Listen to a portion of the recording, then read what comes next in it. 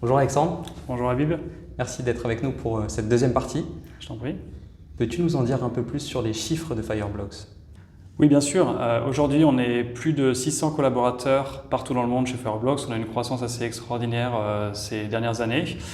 On a plus de 1500 clients institutionnels qui utilisent nos services pour sécuriser leurs interactions avec la blockchain. Et pour donner peut-être quelques chiffres, on a sécurisé plus de 3 trilliards de dollars de transactions sur la blockchain. On couvre 46 blockchains et on a créé et on sécurise des dizaines de millions d'adresses de wallet pour nos clients. Est-ce que tu pourrais nous donner quelques exemples de projets qui ont été réalisés par Fireblocks? On a des projets qui vont de projets de gaming NFT pour des plateformes de NFT. On a des exemples de banques qui vont utiliser notre plateforme pour, par exemple, lancer un stablecoin, donc gérer les opérations de mint, burn, transfert de ces stablecoins. On a des fintechs qui vont utiliser notre infrastructure pour se connecter à des protocoles de finance décentralisés, pour pouvoir générer du yield, par exemple, sur les tokens que leurs clients vont investir par leur intermédiaire. Donc il y a tout un tas de use cases vraiment très variés, aussi bien par des banques que des corpos, que des plateformes gaming NFT. Et concrètement, par exemple, sur les gaming NFT, quel est le rôle de Fireblocks? Alors le rôle de Fireblocks, ça va toujours être de sécuriser les opérations avec la blockchain.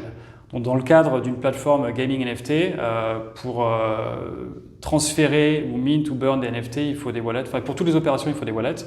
Donc, dans le cadre de gaming, il va falloir une infrastructure de wallet pour pouvoir gérer des adresses, émettre, sécuriser et transférer des NFT. Et l'ensemble de ces opérations peuvent être réalisées par l'intermédiaire de la plateforme de Fireblocks avec le mécanisme de signature et le mécanisme de gouvernance.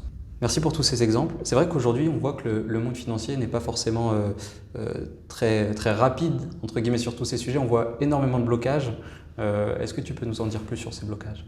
Oui, c'est une très bonne question. Alors, il y a plusieurs points de blocage potentiels. Un premier point de blocage, c'est les aspects conformité, anti-money laundering, KYT. Toutes les transactions qui sont effectuées sur la blockchain aujourd'hui sont enregistrées et sont immuables. Et il y a un risque pour une banque à gérer une infrastructure de wallet et recevoir des transactions de contrepartie avec lesquelles elle ne voudrait pas interagir. Donc aujourd'hui, il y a des solutions pour résoudre ce problème.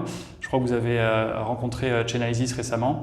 En fait, ils permettent à la banque de définir elle-même ses propres critères de anti-money laundering et KYT. Ces paramètres peuvent être importés directement dans la plateforme de Fireblocks pour automatiser le screening de toutes les transactions qui vont rentrer sur les wallets et toutes les transactions qui vont en sortir. Donc en fait, aujourd'hui, c'est un problème qui peut être relativement facilement résolu. Peut-être le deuxième point qui est bloquant pour certaines institutions, c'est le fait que c'est une technologie qui est vraiment différente. Il y a des problématiques liées à la gestion des clés. Qui va détenir les clés des wallets? Est-ce que c'est une personne? Est-ce qu'il faut un outil de gouvernance derrière? Qui va gérer les opérations? Et en fait, aujourd'hui, encore une fois, ce sont des problématiques qui peuvent être gérées de façon relativement simple et extrêmement sécurisée, notamment par notre interface, puisqu'on va permettre à la banque de définir au sein de son organisation qui va avoir quoi comme type de rôle pour effectuer quoi comme type d'action avec des mécanismes de quorum et un mécanisme de gouvernance qui va être intégré à la solution pour lui permettre de façon très sécurisée de créer ces transactions et de les gouverner et de les signer de façon sécurisée. Très clair, merci beaucoup pour tous ces points. Et demain, quel sera le rôle de la banque dans l'écosystème des crypto-monnaies? Ça me fait impressionner, le rôle d'une banque, c'est de sécuriser des actifs. Aujourd'hui, tu mets tes économies dans une banque. En fait, les crypto-actifs sont une monnaie. On peut de plus en plus utiliser les cryptos pour faire des paiements. Donc le rôle de la banque, c'est de fournir une infrastructure qui permette à ses clients de déposer ces tokens, d'en acheter, pourquoi pas, et de sécuriser ces infrastructures. Donc beaucoup de banques sont en train de regarder cet aspect-là aujourd'hui. On a de la chance en France, on a un cadre réglementaire, un cadre qui permet aux banques d'avoir un statut qui leur donne le droit de détenir des actifs numériques pour le compte de tiers. Donc le rôle des banques aujourd'hui, c'est de permettre à ses clients d'acheter, de revendre et de transférer ces tokens ou d'utiliser pour des moyens de paiement divers et variés. Pour finir, pourquoi plutôt le faire dans une banque plutôt que sur une plateforme comme on en connaît aujourd'hui? C'est tout à fait possible. D'ailleurs, aujourd'hui, si tu achètes des cryptos, tu passes probablement par une plateforme plutôt que par ta banque. Maintenant, si ta banque te permettait de le faire directement et qu'à côté de tes euros, tu pouvais avoir du Bitcoin, de l'Ethereum ou autre chose, ce serait peut-être plus facile pour toi. Et ça reste le rôle d'une banque. Le rôle d'une banque, c'est de sécuriser, de prêter et emprunter de l'argent avec ces différentes contreparties. Très bien. Merci pour ce point. Je t'en prie, Habib.